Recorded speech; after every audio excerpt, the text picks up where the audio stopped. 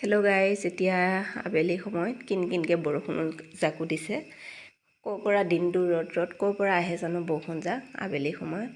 আৰু ছোৱালীজনী পঢ়ি আছে যিহেতুকে তাইক কিবা এটা বনাই দিওঁ। মাংস মই 2 টুকুৰামান থৈ দিছিলোঁ, হাঁহি এৰুৱাই পেলাই মই মিক্সাৰত ধুনীয়াকৈ মিহি কৰি লৈ পেলাই এতিয়া এয়া ভাজিছোঁ। অকণমান তেল দিছোঁ আৰু পিঁয়াজ এটা দিছোঁ, দি পেলাই ভাজিছোঁ। নিমখ অলপ দিছোঁ, হালধি একো দিয়া নাই, অলপ জিৰা গুড়ি ছিটিয়াই দিছোঁ।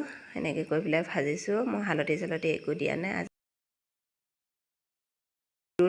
ৰোলৰ নিচিনাই অলপ বেলেগ ধৰণে মানে চিম্পুলভাৱে বনাম আৰু আটা লাডুটো মঠি পেলাই অলপ সময় ঢাকি থ'লোঁ।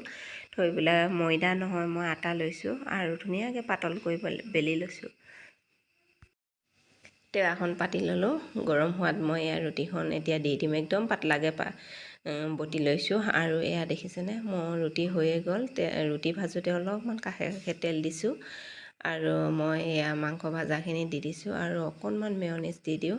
ৰুটিখনতে লগাই দিব লাগিছিল, গোটেইখন ৰুটিতে পাতলাকৈ লগাই দিব লাগিছিল। ছোৱালীজনীয়ে নাখায় কাৰণে মই দিয়া নাই, তথাপিও অলপমান দিছোঁ। তাইক খাই চাব দিম কেনেকুৱা পায়। মোৰ হৈয়ে গ'লে আৰু ধুনীয়াকৈ এতিয়া তাইক দি দিওঁ খাবলৈ।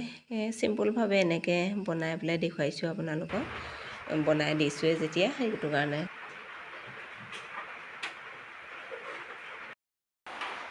কেনেকুৱা লাগিছে খাই? ভাল লাগিছে। দিছোঁ এতিয়া খাবলৈ।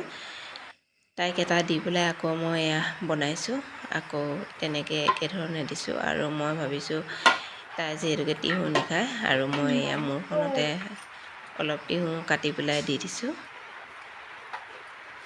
মেয়নিজো অলপ দি দিছোঁ, তাই মেয়নিজ খাবলৈ বেয়া পায়। এয়া ৰোলৰ নিচিনা হৈ গ'ল। এতিয়া খাই লওঁ, দেখিছে আপোনালোকে কেনেকুৱা পায়। জপটপকৈ এনেকৈ বনাই দিবৰ কাৰণে পাৰিব স্কুলৰ টিফিনত হ'লেও। আৰু এয়া ৰাতি লগ পাইছোঁ আপোনালোকক। এয়া মাছ ফ্ৰাই কৰি আছোঁ।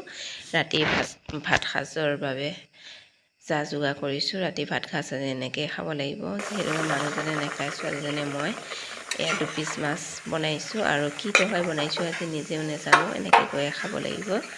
আজি ইমানতে ৰাখিছোঁ, বাই বাই।